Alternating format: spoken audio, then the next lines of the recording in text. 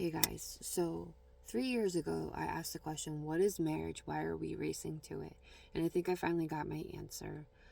Through the experiences of my life and being in this relationship and having kids and getting married, I realized that some people, not saying you in there or, me, but some people look at marriage as some sort of success on a image level. Um, that you look established or grown, um, that you are better than other people that didn't get married. Um, and I'm just realizing this now because of the therapy session yesterday and the week before, about not wanting to be like his parents, not wanting to be like all of his friends that got divorced, doesn't want to look like he gives up, doesn't want to look like he doesn't try, blah, blah, blah, all of that. Like, but I could tell you that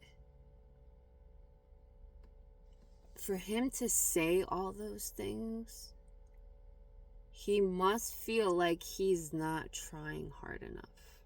Because why would you say them if you didn't feel it somewhere? Because those words that came from him don't come from me. It's the demons inside of his head telling him. So,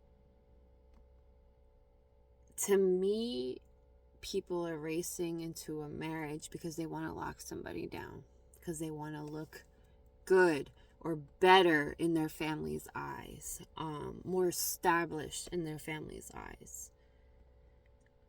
But I could tell you, and then on the flip side of that, if you're an empath, which I am, and I'm a giver, he's a taker. I am very codependent. I still have those traits, and I still fight those patterns today, but I'm aware of them, and that's the difference. He is also codependent. He's unaware of his traits and his patterns. He's also unaware of his dysregulation. So I was give, and he was take, and I didn't exist. I didn't have a voice. It got to the point where there was so much power. It felt like power and control dynamic that he would always give me a kiss. I wasn't able to give him a kiss. He would walk away from me, or he would turn his head. And to me, that's kind of toxic. Now that I think about that, like how weird that was, like why I wasn't able to express those things and why he was the only one to do that, and just certain little things like that. And I would always lift him up. I would always encourage him, say, you can. He went from being some busboy at some restaurant making like bare minimum. Now he's making 30 something dollars an hour, blah, blah, blah. He says, oh, it's because of you. And I realize it could be because of me, because I boosted him up so much. But now I'm starting to recognize me, that I exist and I matter, and I don't get the same support that I put in. So, in a way, I feel like people are rushing to get married. If someone is so open and giving, to another, you just want to lock them down quick. And you want to keep that for yourself. For the longest time, I didn't have friends. I didn't go out. I didn't go out without him. It was always, he was with me all the time. He didn't have any really friends of his own. It was always hanging out with my friends, everything like that. So I realized how much of a tight grip that he had on me. And now that I come to this session that we had last week and yesterday, the really tough discussion about possible divorce, not saying we're getting divorced, but to talk about divorce, because I feel like there needs to be consequences for your actions when you don't show up in a marriage, when you don't communicate anymore, when you don't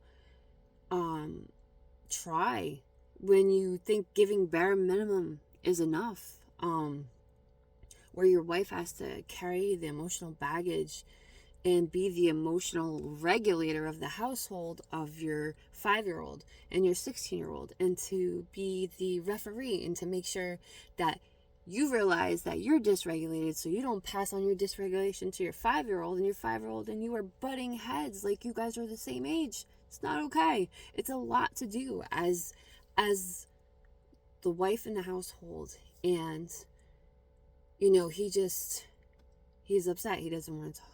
He doesn't want to discuss divorce.